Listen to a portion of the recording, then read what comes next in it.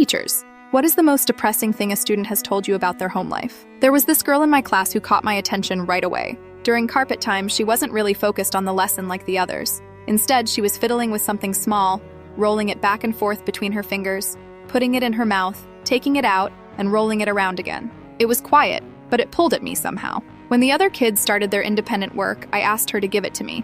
She hesitated, then handed over this large green pill. It looked out of place, like something you wouldn't expect a kid to be playing with. At recess, I found a quiet moment and asked her about it. She said her mom and dad gave her and her siblings one of those pills every night so they could sleep. It sounded odd and worrying.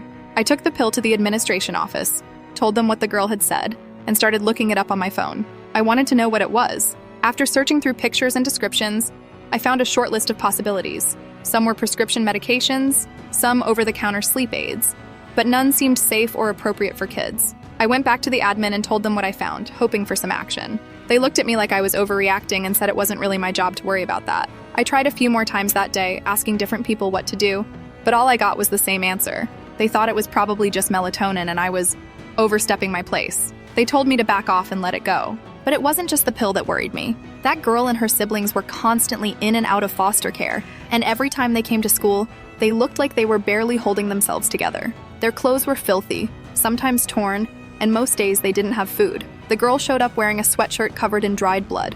Not once, but 3 days in a row. The blood was crusty and dark, and I didn't know where it came from or why it hadn't been cleaned. The parents never signed the forms for free school lunches.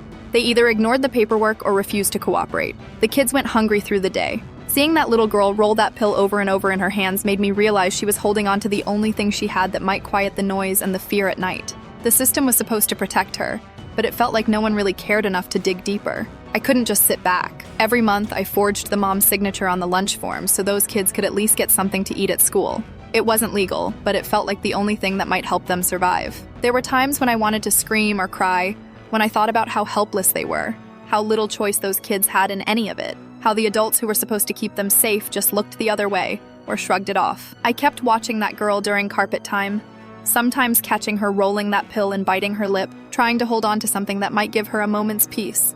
It stayed with me, the image of her tiny hands gripping that green pill like it was a lifeline in a world that seemed dark and unfair. Every day at school was a battle for those kids.